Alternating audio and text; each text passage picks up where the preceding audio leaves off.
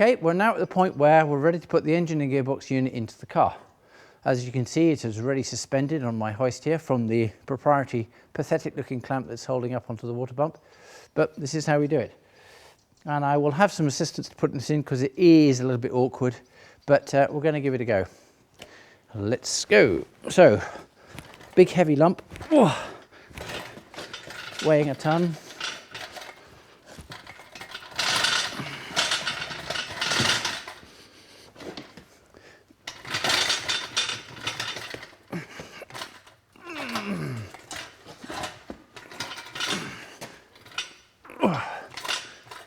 Something like that position.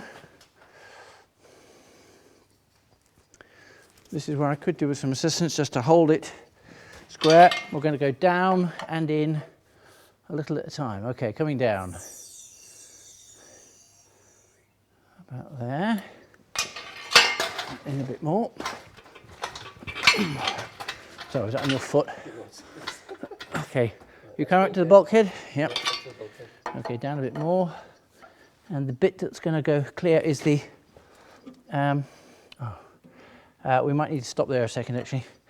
I've just seen a bit I haven't taken off. I need to take off the these drive shaft couplings because they're going to catch on the, so don't move.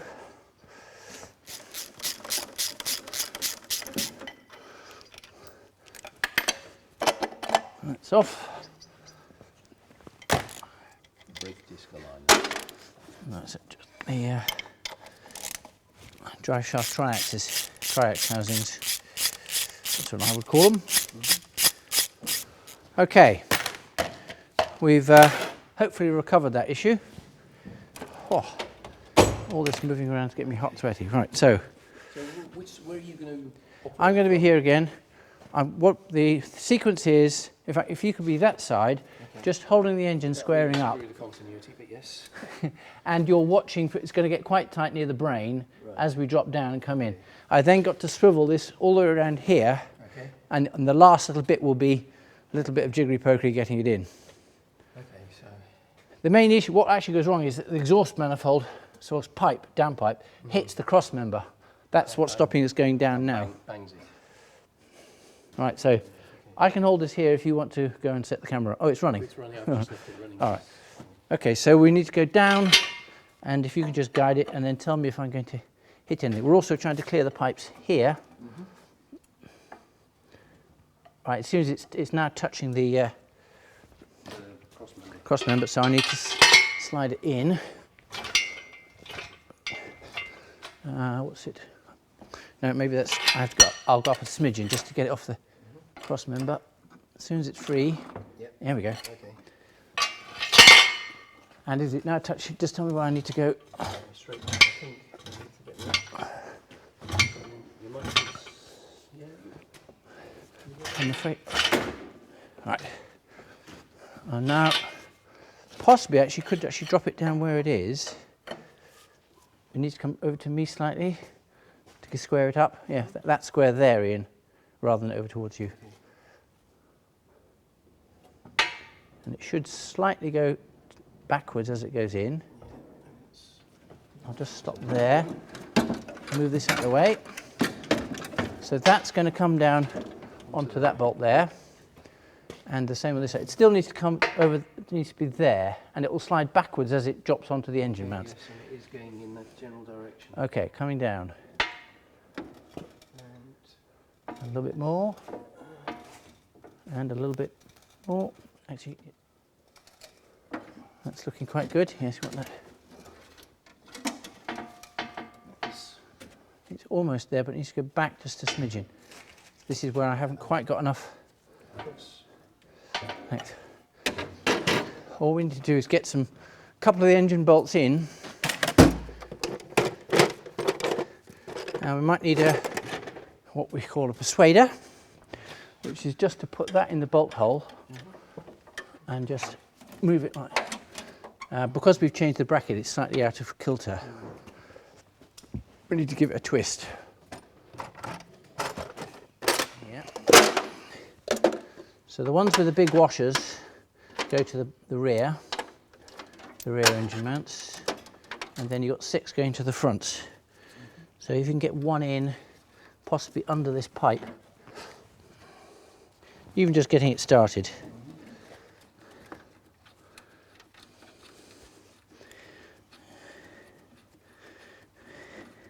That's good. I'm in this side, so I'm happy. And the whole engine needs to go backwards slightly, but it will do once we've got the weight on it. That's lovely. Well, once it's started, the other one's in as well. All we need to do now is get the rest of the weight down, but it will do that once I have dropped it. If you can now disconnect the chain there. Lovely.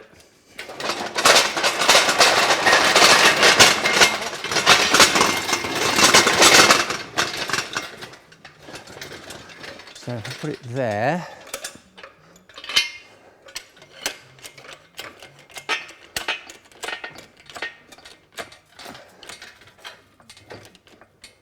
how's that? That feels good. That's better. Want another bolt in the front here? If you can get another one in, yes, that would be great. That's not bad at the back. Just need to rotate that slightly.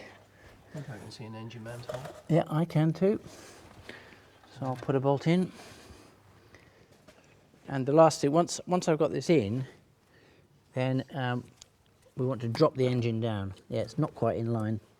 Okay, so which way do you want it? No, it's okay. No, it's in line now. Oh, okay. The bolt, the nut was not. Easier when you know how. I'm afraid so. Easier when you know how. Right, we've started on that one. I just want to have a look at the rear one. I think I want to rotate the engine mount slightly. What to do with my leverage device? That's the one I want. Yep. I'm just going to rotate the engine mount on its axis.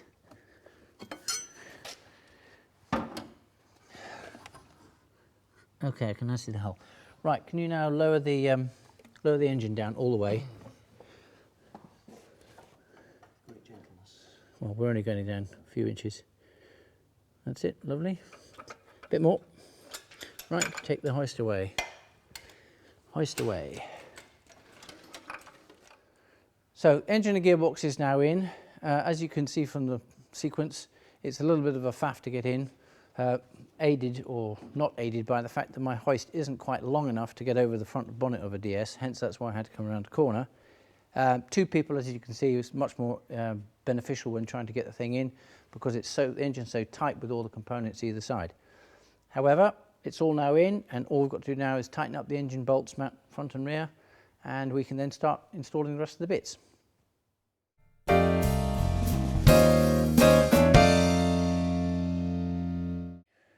Here we are, engine and gearbox is dropped in, and although we've got some of the engine mounts in, we now need to put all the bolts for the rear engine mounts. This is the particularly awkward one I'm going to show you how to do. So I have the bolt in my hand with the D-shaped washer, and because this is a left-hand drive semi-automatic car, the hydraulic brain is here, which of course is right in the way for where I want to put my hand. The engine mount is down here and the bolt is on the other side of it. So I now have to assume the position, which is something along these lines, in order to get the bolt into the right place. Now I have already looked from the top and aligned it, so I know in theory it should go in, and it's now engaged. So once I've got it started, like that, I can now use my super extended socket on the end of a stick and look down, drop the socket onto it. Come on. There we go. And tighten it up. Just before I tighten it up, I will mention that you want to ensure that the engine is square in the chassis, and the best way to do that is to use the spark plug hole for number 4, spark plug spanner hole if you like, and as long as that is in line, and in this car actually it's a little bit out, So we need to move the engine slightly towards me, which requires use of a small persuader.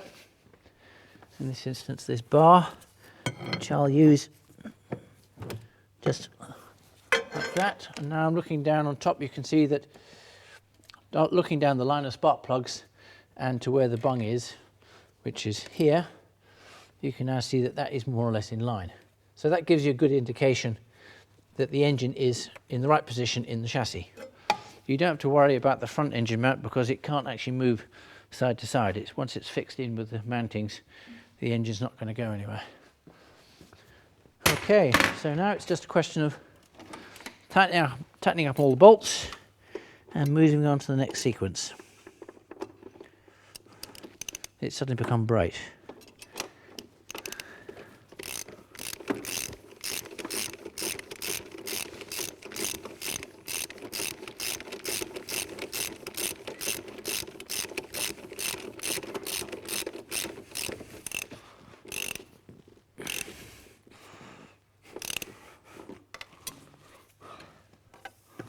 Back to the awkward one.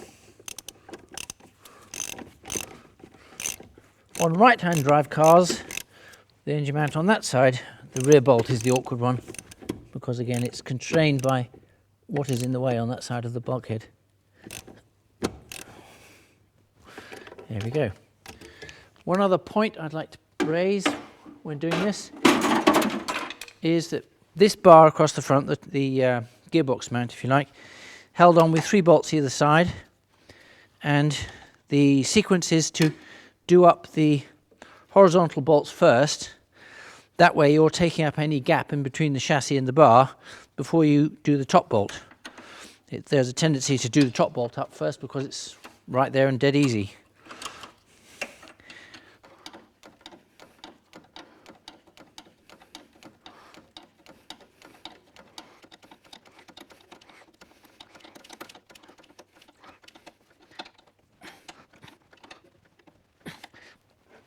Then again, at the bottom of your screen, you will see what the specified torque figure is. And I would recommend that you tighten those bolts up to that figure.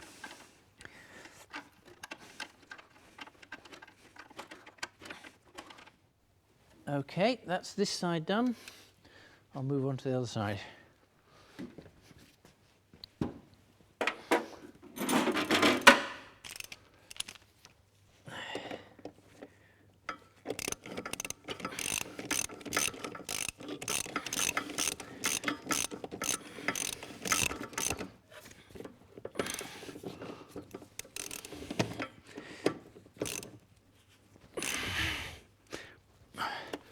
That's the front one.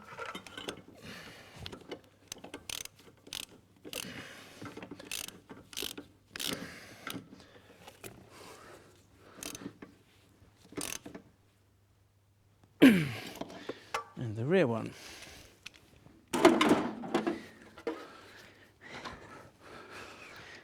Now, those of you who have done this before will have spotted my deliberate mistake, and I've forgotten to bolt that to this one here, so I'm sure we might even cut this. I'll take this off and do it again.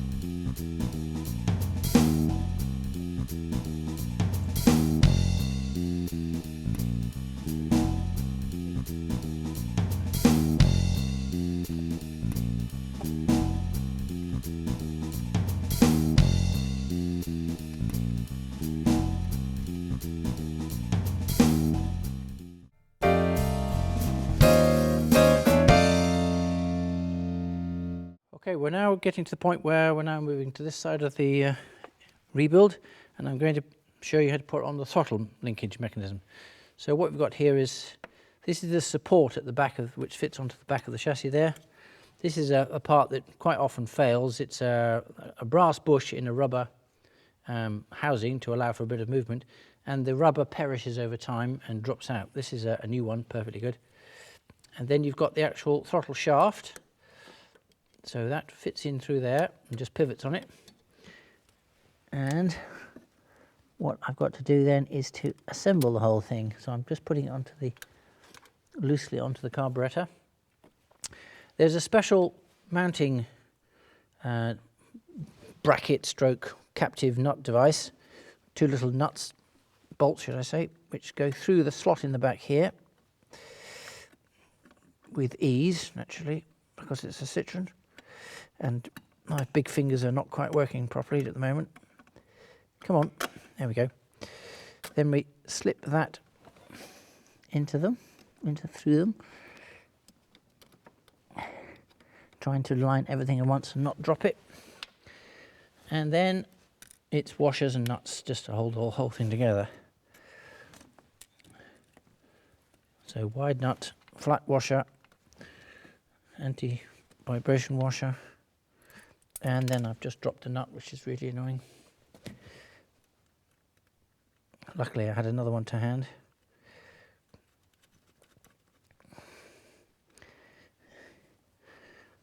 Right, again, washer.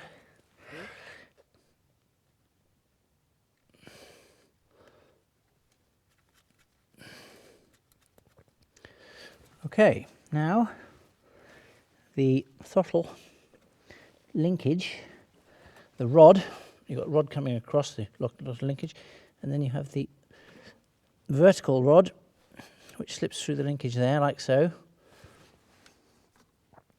and onto the back of the carburettor, comme ça. Now there's an adjustment to be made.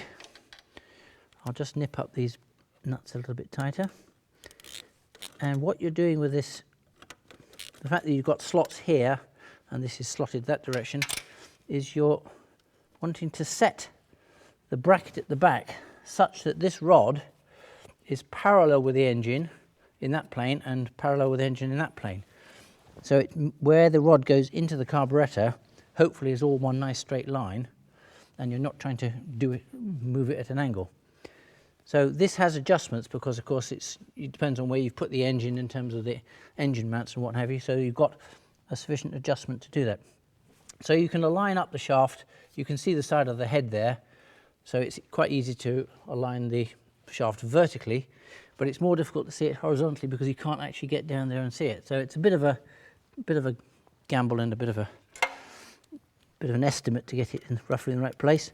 Once you're happy that it is in the right place, you can then nip up these nuts that secure it in place. There you go. So it's the position of this bracket relative to the fixed bracket on the chassis is irrelevant. What is important is the where that pivot point is relative to the input of the carburettor. So to get this shaft both horizontal in that plane and also vertical in that plane. The easy way to check it, of course, when you're rotating it like that, you can see if it's moving out of line one way or the other.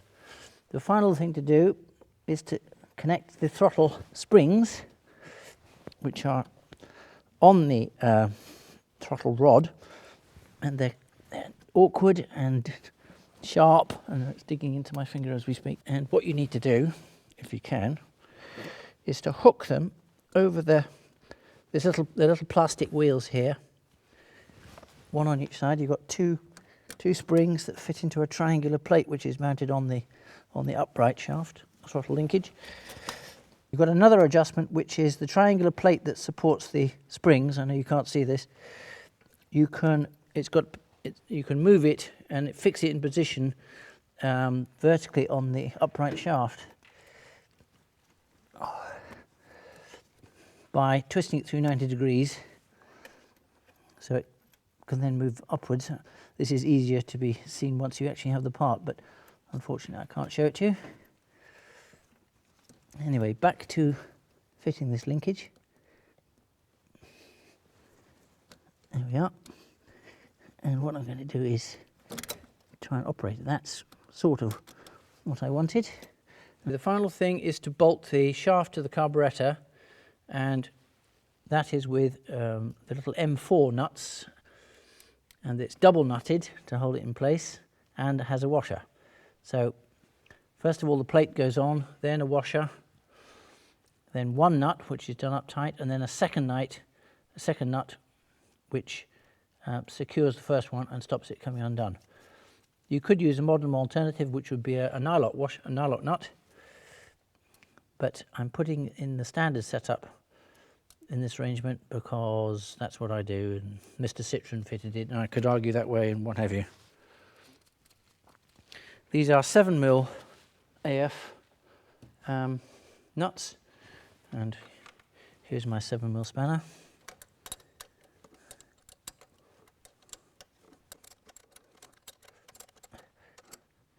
That's the first one tight,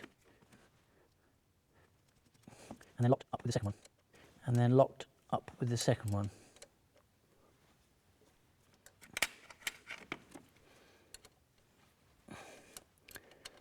Okay, just nipped up nicely. And then just check for full throttle movement, and it all returns nicely. There we are, that's done.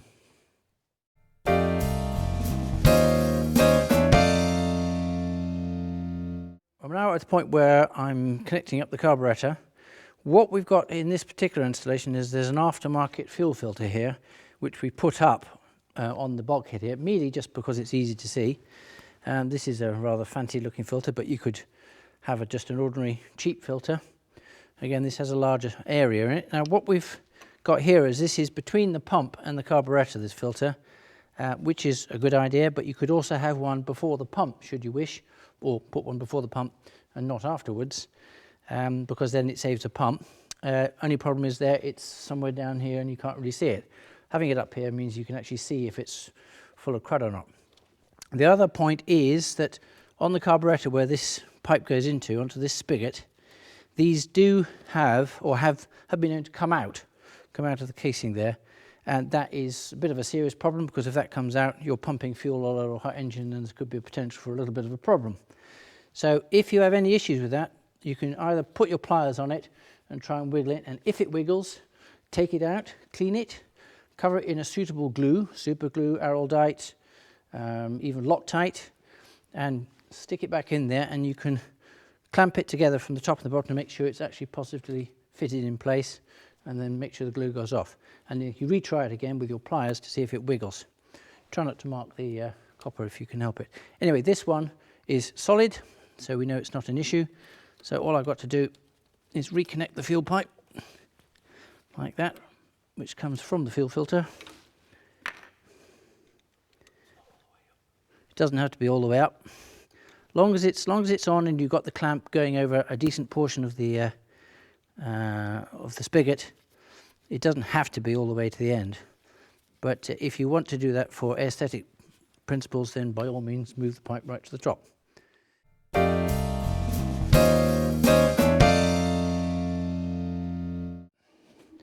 Now that's a bit of a better angle to work at, so I can see what I'm doing.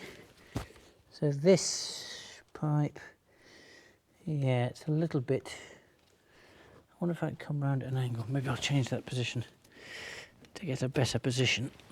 Interesting that that is that way around.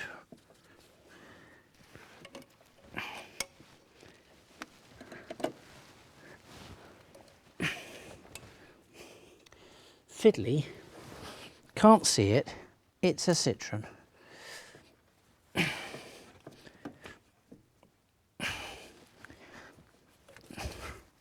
Can't get at it, can't get your hands on it. There we go, and we're on. Whew. Danke. That one might be a bit long, but we'll give it a go. Yeah, I can't get the angle. The tool I want is this one. Very useful tool. Socket at the end, expandable. So it locks on, in fact this is just the job it's for. It locks on the head of the Jubilee clip, hose drive clip, and then because it's got a flexible body, you can do it at any angle and tighten it up.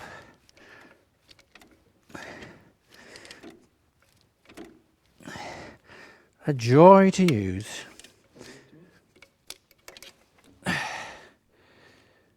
That then tightens it.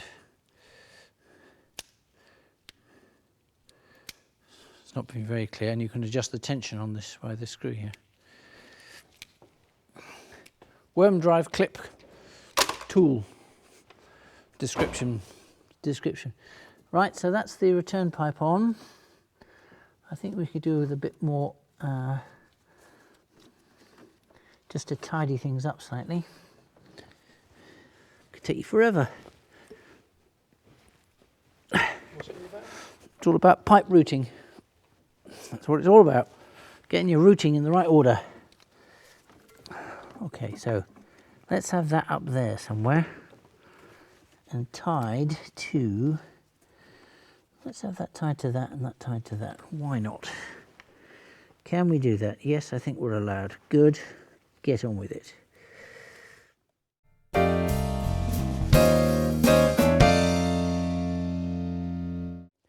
All right, so this pipe, which has been made up of conifer, it's a nice one, is the pipe that goes from the valve on the carburettor down to the brake caliper.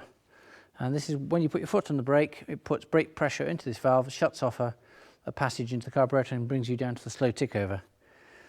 And I've delayed up to this point fitting it because of the complexity and the awkwardness. But unfortunately, I'm now going to have to bite the bullet and see what I have to do to make the thing fit. And I'm going to have a lot of fun. I'll try not to swear on camera. Right, that is looking okay. That goes in there. So far, so good.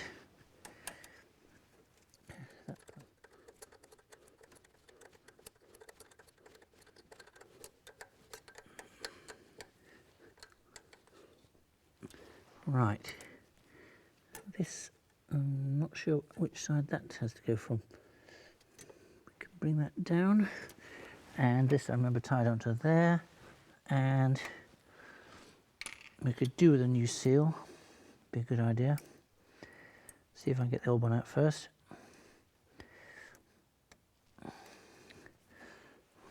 Doesn't want to come.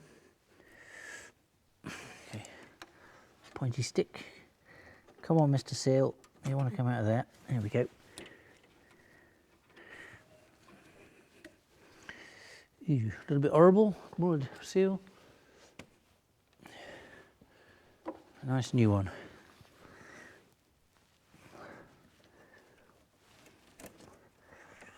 There we go. Ah, yes, this was attached to something, wasn't it? Good, we can attach that over to there, that's right.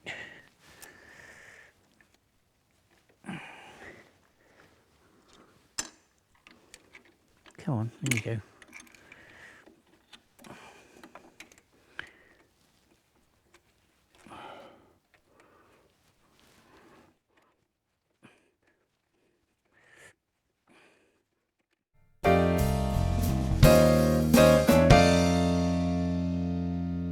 So I'm now going to demonstrate how we fit the parking brake. Here's the cable.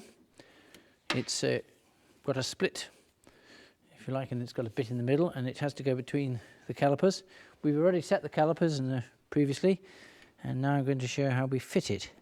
So the ends pop in like that, and you have this super duper special tool which you're going to need, and you take your spring. This one's nicely been plated, and you can press the spring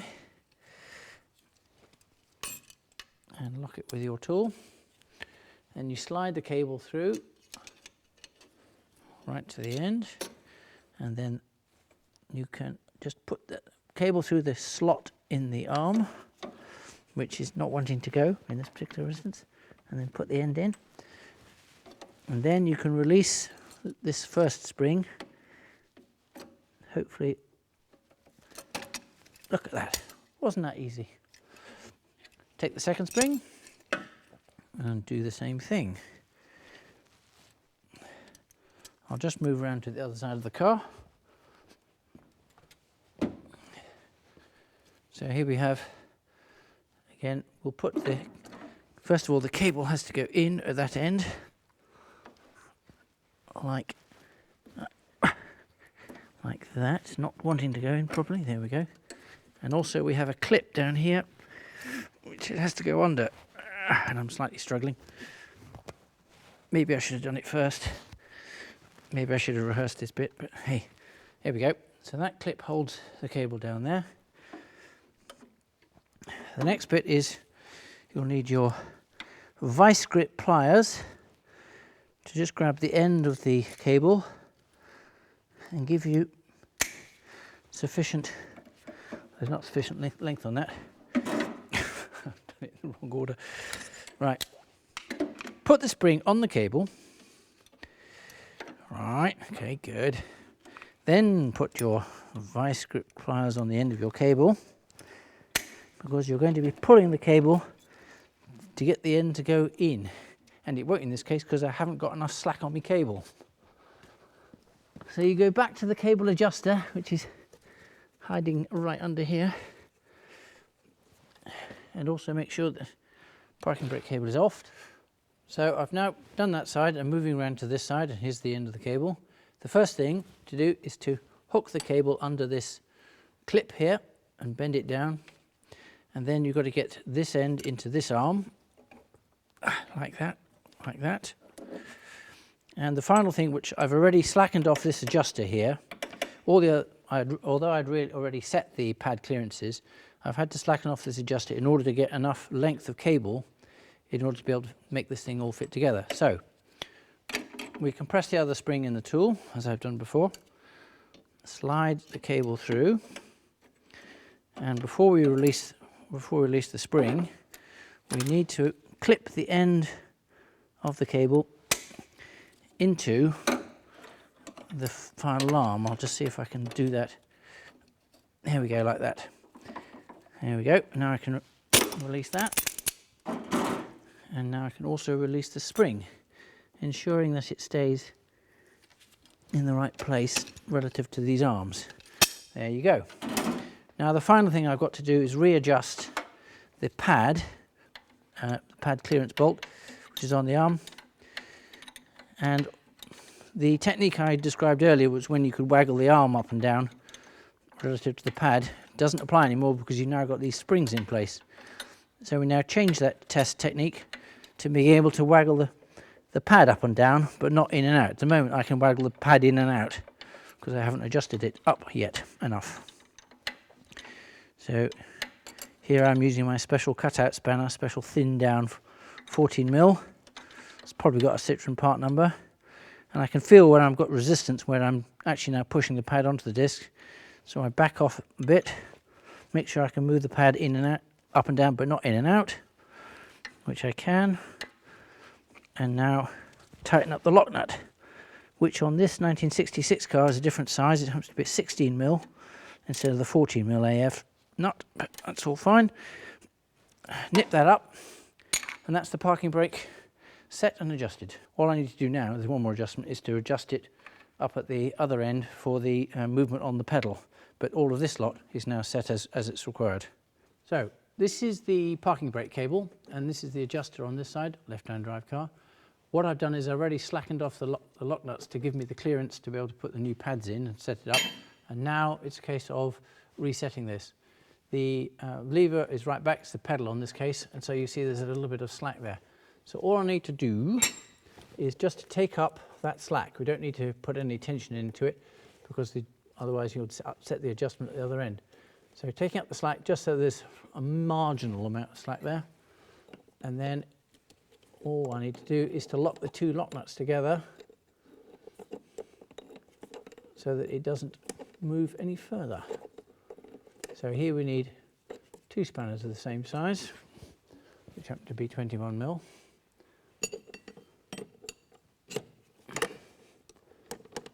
Come on, spanner, do as you're told.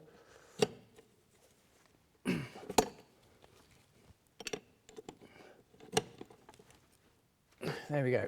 So that's locked together. So a little bit of play, but enough, and I'm happy with that, and that's locked. So that's the parking brake set and ready to work.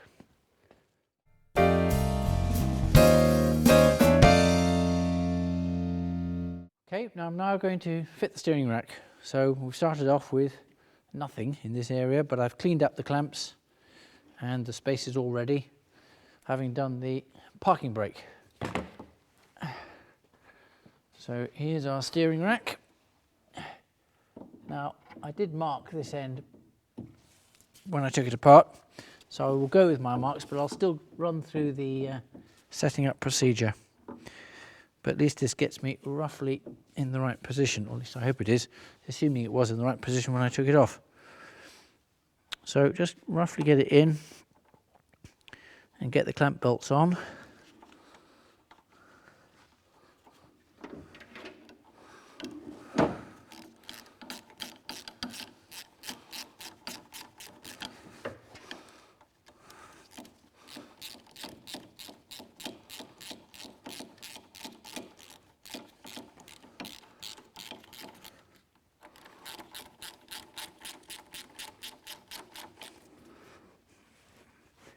So according to my marks, that was roughly about there, but I'm not going to do it up much more than that, so I can still rotate it.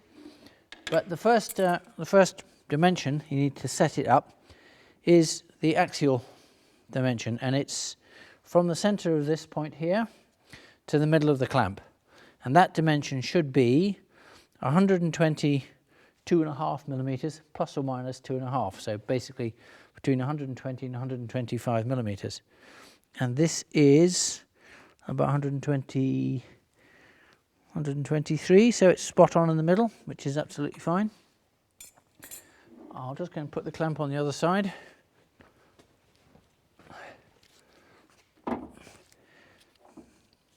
So we've got what effectively is a very fine thread, a very fine thread, both on the steering rack and on the clamp where it sits, so that you can move the rack either one way or the other to get this adjustment, and it is then positively clamped in place and won't move axially, but it still allows the rack to twist, which is the next adjustment we need to do, and which is the special tool I will show you shortly.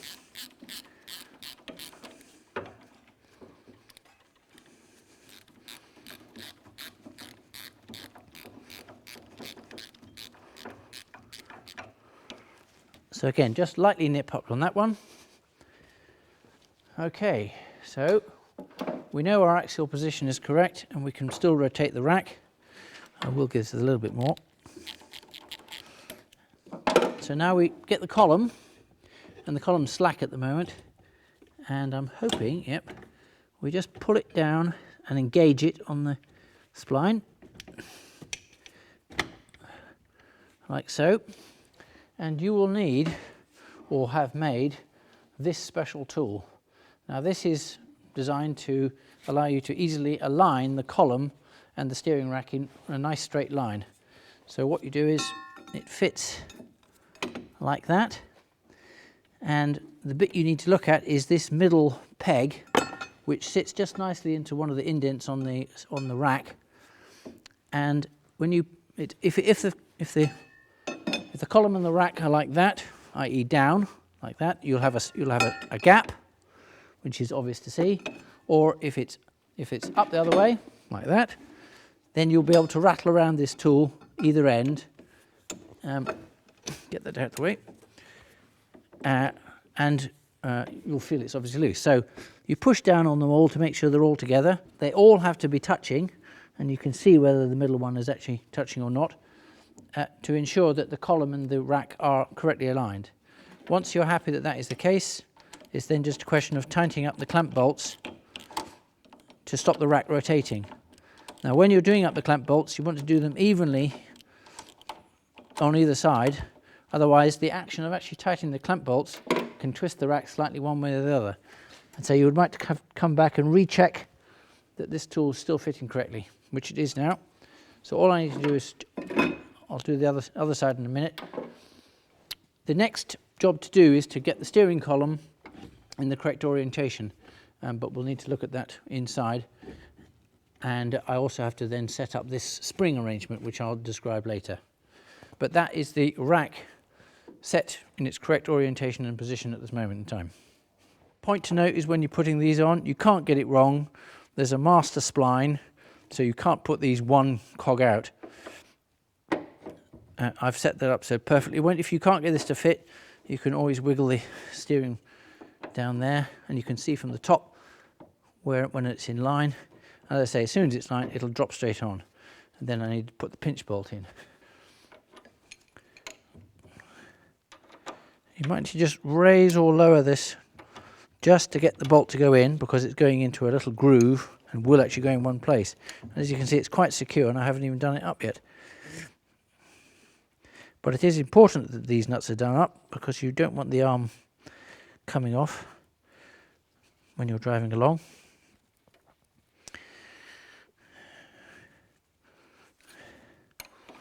So this being this particular year of car, we've got a 16mm nut at one end and a 14mm head bolt. On the later cars, they're both 14s. Nice and tight. No doubt caption at the bottom of the screen telling you what torque figure it should be. And move on to the other side.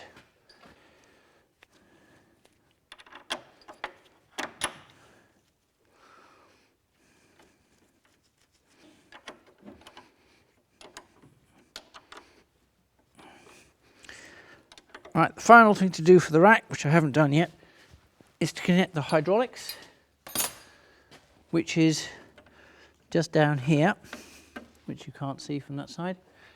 Right, this is the hydraulic feed that goes into the rack, and this is the little bracketry at the end of the pipes. And what we have in between this and the rack is a sandwich plate, and it's got two little O-rings which are sealing the hydraulics, and the other two holes are for the bolts.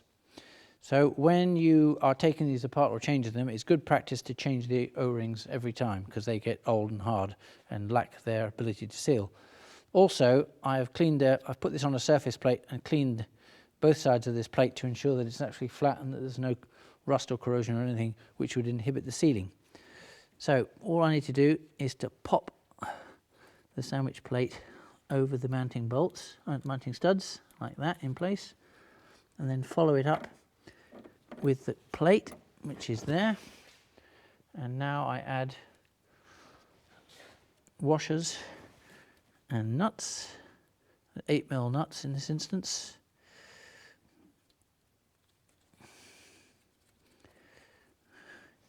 I have got spring washers on this particular one, but flat washers would do as well. Just so happens this car was fitted with the spring washers, so I'm refitting them.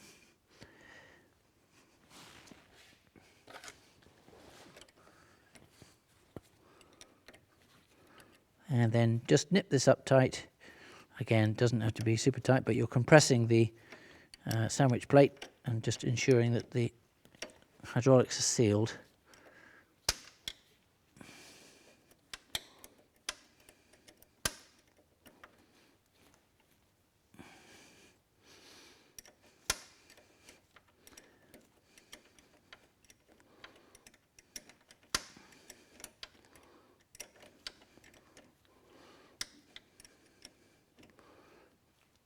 Okay, so we now move on to fitting the steering column in the right relative position.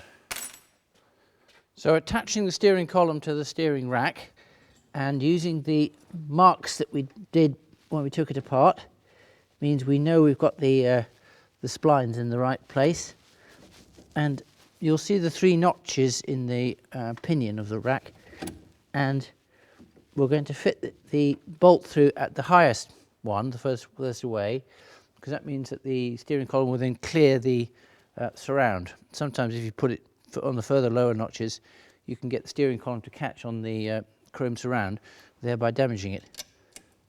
The bolt needs a little bit of help to go in, it doesn't want to go through. Why not? There we go.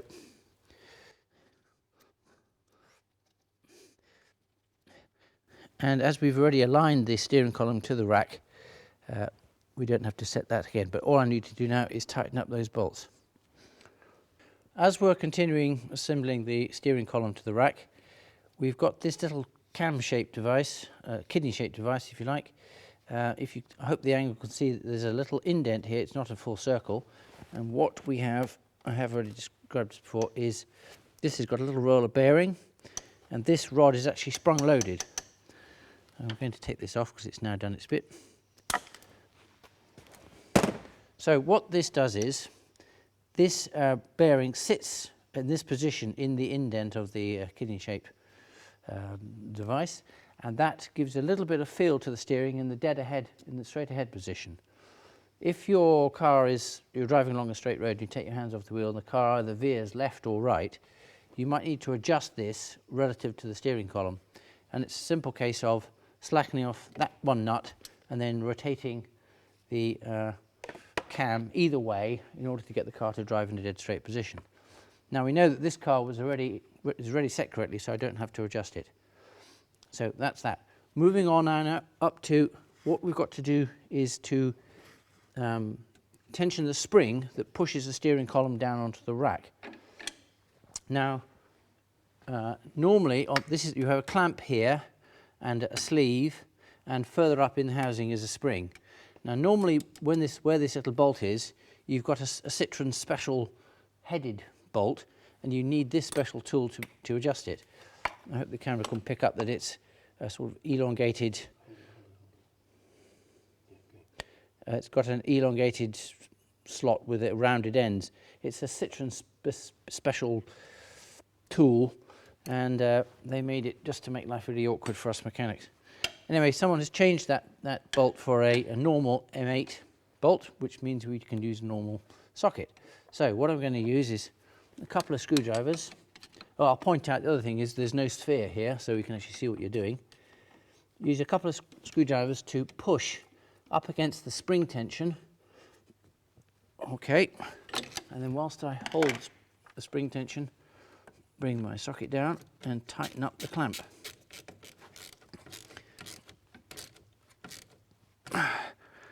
There we go.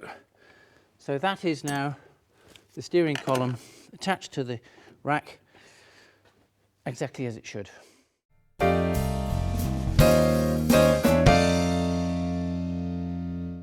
I'm now fitting the dynamo, and it will be the same process if it's an alternator. The only particular difference in this particular car is that previous owner has cut a slot in the back plate. Normally that would be filled in. You'd have a hole in the rear plate and a slot in the front. Now that's slightly dubious as to whether this is a good idea or not, but anyway, it does aid putting it back together again, in that you don't have to take the rear bolt out. So I'm just going to put that in place and find that I have an issue contacting this pipe. So I'll take the pipe off first. Can't get my hand in. Take two. All right, there we go. Okay, slot that into place. Now I should be able to get the belts on. And of course it's very easy for the belts to come off the wrong side. They've come off the big pulley. Trick here, I suppose, is to take it off the water pump pulley, make sure it's on the main drive pulley, and then finally you can ease it on by rotating the pulley like that. And I'll do the same with this one. Hook it on there, it's on the main one, and using rotating the water pump by hand, there's both the belts in place. Now we need the bracket, which I've put down somewhere safe. Here we are. So this bracket is for adjusting the belts, and I've instantly got an issue. which is interesting. Why have I got an issue? Just as well we practice this. I'm not very happy putting it that way. No, that's not right. It has to go that way, but it won't go down there. There we are. Okay, that's the correct relative position. I'm putting my square washer in here, followed by a flat washer. And in this particular car, I'm going to use a nylock nut, just because I can, really. No other reason. That doesn't. If there was a normal nut there, I would have an anti-vibration washer behind it. So, although it's a non-standard fitment, it's a perfectly acceptable modern alternative. Although if you were going into a concours competition, you'd get points knocked off for having a nylock nut in this position. So you pays your money and it takes your choice. On the other side, it doesn't need a nylock, but it does need the right size nut. And of course, being Citroen, it's different size to the other one. Keeps you on your toes, so you are using all of the spanners, so none of your spanners feel left out and not getting used. Oh, I should have passed on that. I've just done the tension just by hand there. Doesn't need to be super tight. Essentially, you want these bolts to be as loose as possible, but being able to drive the dynamo so there's no slippage and you don't get any screeching. You want them as loose as possible because you're not therefore overloading the bearings in either the water pump or the dynamo. That's that. Okay, I just need to tighten up the main nuts, securing nuts, which once again are extremely awkward to get at, and the camera will not be able to see it.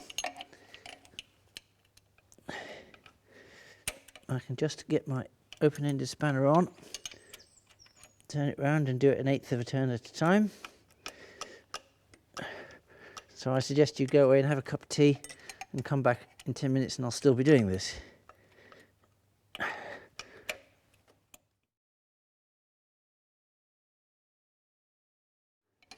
I know I've done this several times, but I keep trying different tools every time to try and speed up the process. I think I can just about get one click every time.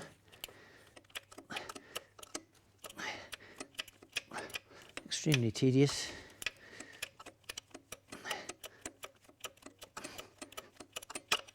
We must be somewhere close.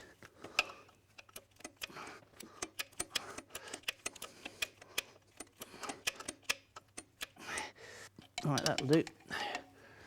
And now I have to get on and do the rear one, which is equally awkward and impossible to see, but I know it's there.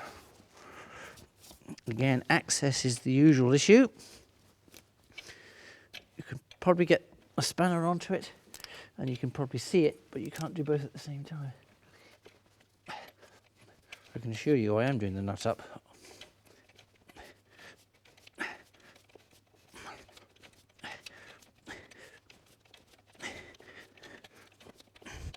Come on. How much longer? Soon be time for tea. Okay, there we go. And I'll tighten up finally with a longer spanner to give me a bit more purchase. I'll get spanner onto it. There we go. Okay, that's good. Dynamo finally in place.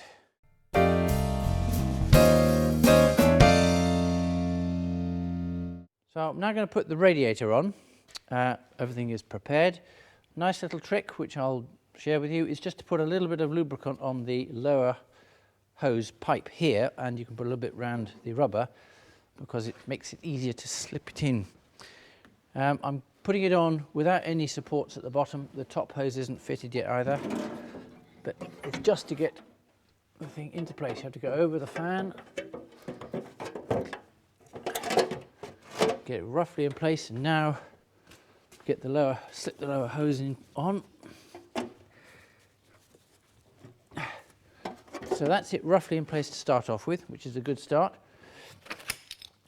Now the next thing I want to show is that the supports under here, the arrangement is you've got a little metal cup plate on either side and you have two rubber supports.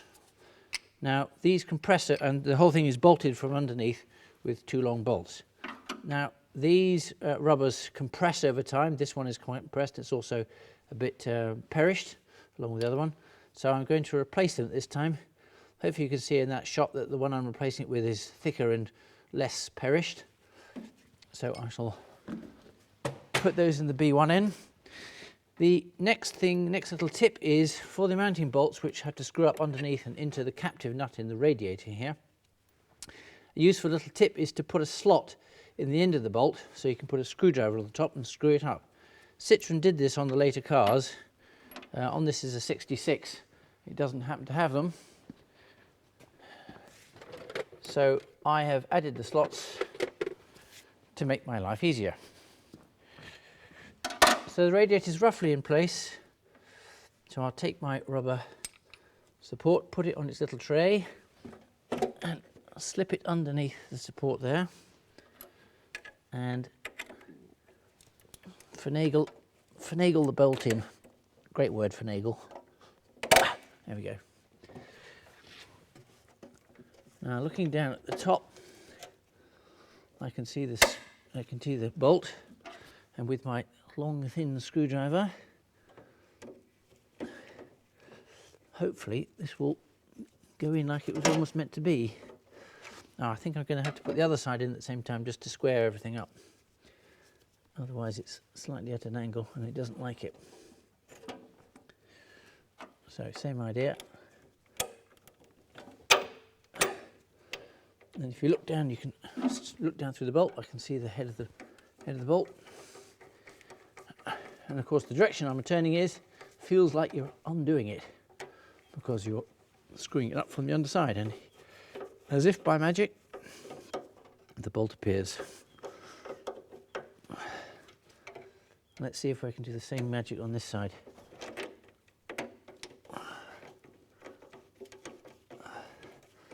Yep, there we go. So this just aids the starting of it. You'll still have to tighten it up to the final torque with a spanner, but it takes the faff out of doing all those millions of turns at half a turn and turning the spanner over from underneath. Because access from underneath is again limited. Now you only want to compress the rubber a certain amount. These don't have to be mullered up well tight. And also you might want to position the radiator in relation to the fan, which I'll come round to just shortly. So that's tight enough there. So you want to check that the fan has got clearance to the cowling all the way around, and if necessary we can move the radiator either side to side or up away from it and towards it again, just to make sure you've got clearance on the fan. Okay, I'm now just going to do up the bottom hose clamp, which you can't see, before I move down to the other side and then put on the top hose. Screwdriver please. Big screwdriver please. The one I had ready at, good.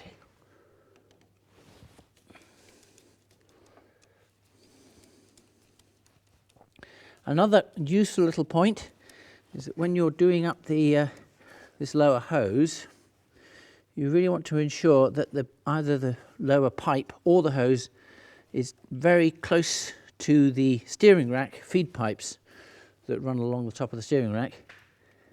And you can get a situation with, and I've seen it in cars, where the pipe rubs and you'll end up actually wearing through the pipes on the steering rack, and you'll suddenly get a jet of high pressure fluid and you'll lose steering and it all becomes a complete disaster. So if you're worried that there's any possible contact between the two, it gives an idea. You could put a bit of rubber around the pipe just to protect the steel pipes of the steering rack, but it is a potential fault. Okay, so now I'm ready for the top hose. In this car, The top hose has the thermostat in it. Later ones, the thermostat is fitted into the housing. So the trick here really is to get the clamps into such a position that you can actually get a screwdriver onto them, which is not always easy.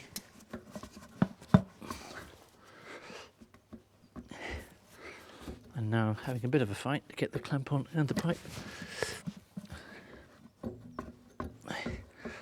Doesn't want to go. There we go. And then the top hose into the radiator. And the final thing is there'll be a bolt to go into the top. Now this top bolt has got an elongated slot in the bracket, and it allows you to move the top of the radiator forward and back. Again, this is mainly due so that you're ensuring that the fan does not contact the cowling. You'll soon know if it does, because it makes an awful racket when the engine first starts up.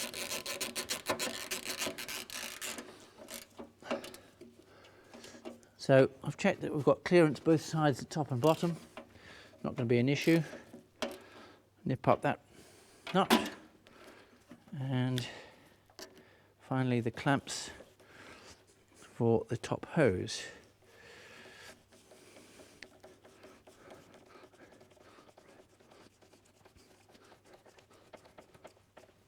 Okay, that's that one. And now the awkward one.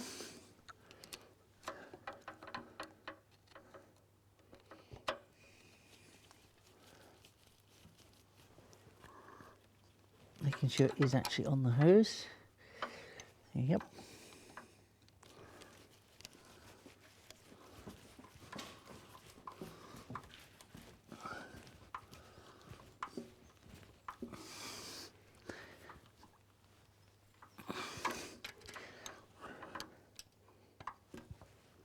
One more. There we are. And that's the radiator in place.